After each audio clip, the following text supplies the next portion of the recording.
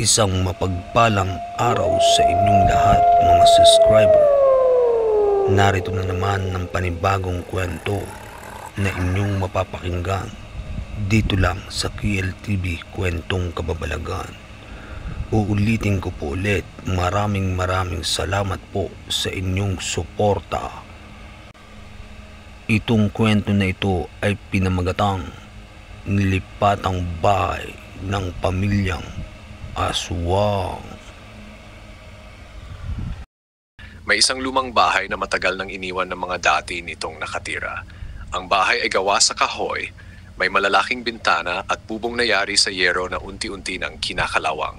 Sa tuwing dadaan ng mga tao, isa lang ang sinasabi, huwag na huwag kayong titira riyan sapagkat may sumpa ang bahay na iyan. Ngunit isang araw, isang pamilyang galing sa malayong lugar ang dumating. Tahimik, mahiyain at tila ba walang gustong makihalubilo. Ang sabi ng mga kapitbahay, mura raw ang upa at kaya raw ng pamilya ang gastos, kaya doon sila tumira. Unang gabi pa lamang, napansin ng mga tao sa paligid ang kakaibang ingay mula sa bahay. May mga yapak sa bubong kahit hating gabi. May maririnig na tila iyak ng hayop pero hindi mawari kung anong hayop iyon. May humahampas na mga pakpak ngunit walang makitang ibon o paniki. Isang gabi, naglakas loob ang isang binatang kapitbahay na sumilip mula sa kanilang bintana. Nakita niya ang pamilya na nagtitipon sa gitna ng sala. Hindi sila nagsasalita, kundi sabay-sabay silang tumitingala parang may sinasamba sa dilim. Ang kanilang mga mata ay kumikislap sa dilaw na liwanag at ang kanilang mga kuko ay mahaba na tila ba hindi na tao ang kanilang anyo. Kinabukasan, kumalat agad ang balita. Aswang ang bagong lipat. Ngunit walang gustong kumumpirma. Takot ang lahat at mas pinili nilang huwag nang lapitan ang bahay. Habang tumatagal, mas lumalala ang kabalaghan. May mga aranghayop ng kapitbahay na biglang naglalaho tuwing gabi. May mga batang umiiyak at sinasabing may dumungaw na kakaibang nilalang sa bintana nila. Ang mga puno sa bakuran ng pamilya ay tila laging nangingitim kahit maaraw. Isang matandang albularyo sa baryo ang nagdesisyon na kumilos. Dala niya ang mga orasyon, langis at mga anting-anting. Gabi ng kabilugan ng buwan, nagtungo siya sa bahay upang tingnan kung ano ang sikreto ng pamilya. Pagpasok niya, biglang sumara ang pinto at dumilim ang paligid. Ang buong bahay ay umuga para bang may nakatagong nilalang sa ilalim nito. Isa-isa, lumitaw ang pamilya. Hindi na sila tao ang anyo. Ang kanilang mga ngipin ay mahahaba at ang mga katawan ay nagbabago sa dilim. Ngunit ang albularyo, matatag ang loob. Binuksan niya ang bote ng langis na may dasal at sabay-sabing, kung saan ka nagmula, doon ka babalik. Biglang nagtili ang mga aswang at nagkakalas ang kanilang mga anyo, naglaho na parang usok. Pagmulat ng mga tao kinabukasan, wala na ang pamilya. Iniwan nilang muli ang bahay na tahimik at walang laman. Ngunit ang bakas ng kanilang presensya ay naroon pa rin, mga markang kuko sa dingding at mga alingaw-ngaw ng sigaw sa kalagitnaan ng gabi. Aral, huwag basta-basta lilipat sa isang lugar nang hindi sinusuri ang kasaysayan nito. Mahalaga ring makipag-ugnayan at makihalubilo sa mga kapitbahay dahil sa oras ng kagipitan, sila ang makakatulong. At higit sa lahat, ang kasamaan, gaya ng aswang, ay hindi kailanman magtatagumpay laban sa pananalig at kabutihan. Makalipas ang ilang taon, muling nanahimik ang baryo. Ang lumang bahay ay nakatayo pa rin, nilulumot ang mga dingding, at tila mas lalo itong naging madilim at nakakatakot. Halos walang naglalakas loob na dumaan sa tapat nito tuwing gabi sapagkat sinasabing kahit wala nang nakatira roon, may mga anino pa rin gumagalaw sa loob. Ngunit isang araw, isang bagong pamilya ang dumating. Galing sila sa syudad, naghahanap ng mas mura at mas tahimik na lugar. Hindi sila naniniwala sa mga pamahiin, kaya kahit maraming nagbabala sa kanila, itinuloy pa rin nila ang paglipat sa bahay. Unang linggo, maayos pa ang lahat. Nakikitawa pa sila sa kapitbahay at abala sa paglilinis ng paligid. Ngunit isang gabi, habang natutulog ang kanilang anak, bigla itong nagsisigaw. Mama, Papa, may nakadungaw sa bintana. May dilaw na mata. Nataranta ang mag-asawa at sinilip ang paligid, ngunit wala silang nakita. Inisip nilang guni-guni lamang ng bata. Ngunit kinabukasan, natuklasan nila ng kanilang alagang manok ay naglaho. Wala ring bakas ng dugo o kahit balahibo, para bang nawala ito ng biglaan. Sa sumunod na gabi, nakarinig sila ng mga yapak sa bubong. Malalakas, parang may mabibigat na nilalang na naglalakad. Pag-akyat ng ama sa bubong, wala siyang nakita kundi mga mamarkang kuko na nakabaon sa yero. Habang tumatagal, mas lumalala ang kababalaghan. Sa kanilang sala, may naririnig silang kaluskos na parang may gumagapang. Tuwing hating gabi, may mga yabag na paikot-ikot sa loob ng bahay. Ang kanilang anak ay laging nagigising, sinasabing may mga tinig na tumatawag sa kanyang pangalan mula sa dilim. Hindi na nakatiis ang pamilya, kaya humingi sila ng tulong sa isang albularyo mula sa kabilang bayan. Dinala nito ang kanyang mga gamit. Banal na dasal, langis at insenso. Pagpasok sa bahay niyang naramdaman ang bigat ng paligid. Hindi ito ordinaryong bahay, pulong niya. Naiwan dito ang lagim ng pamilyang nanirahan noon.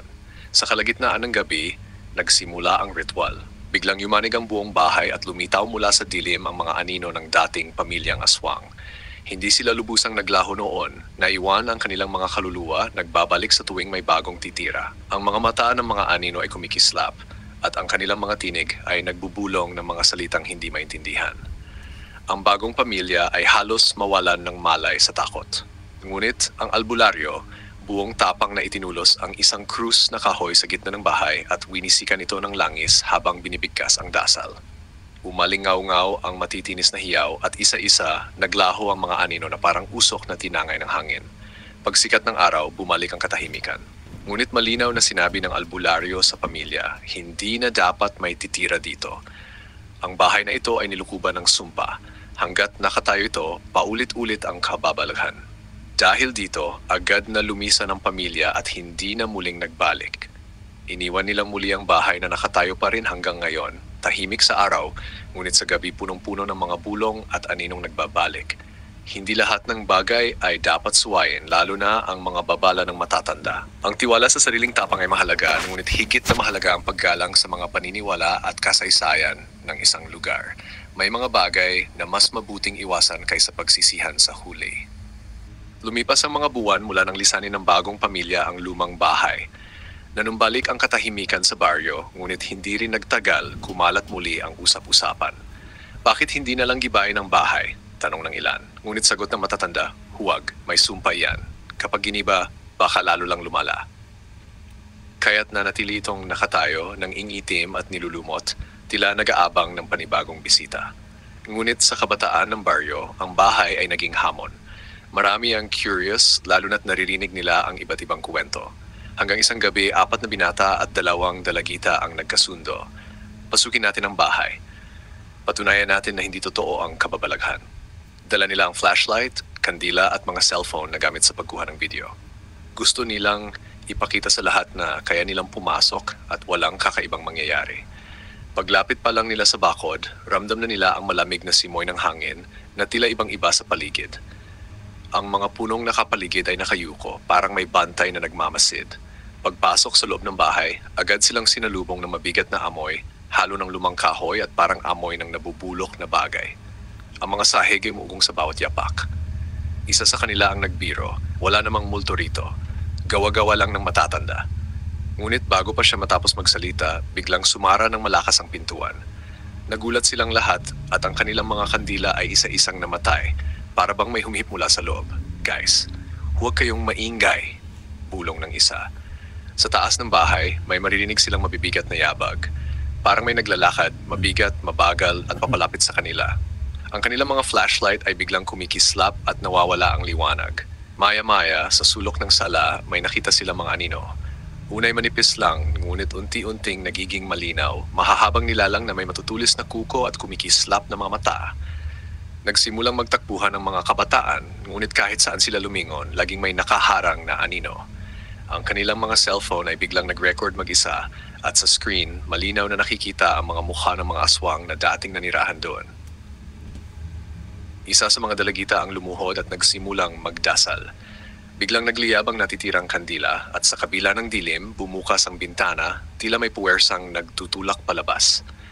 Agad silang nagtakbuhan palabas ng bahay at sa oras na nakalabas sila sa bakuran, biglang nawala ang lahat ng ingay at anino.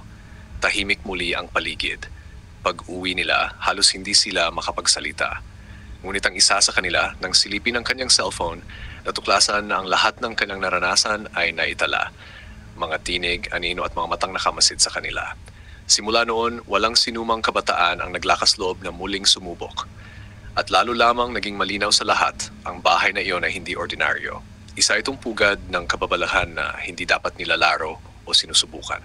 Aral, ang tapang ay maganda, ngunit ang pagiging padalos-dalos ay delikado. Ang kababalaghan ay hindi biro at hindi dapat gawing laro ang mga bagay na hindi lubos na naunawaan. Minsan ang pinakamatalinong gawin ay makinig sa babala at iwasan ang tukso ng kuryosidad. Maraming salamat po sa inyong pakikinig. Nawa po ay may natutunan kayo sa kwentong ito na inyong napakinggan. Maraming salamat po.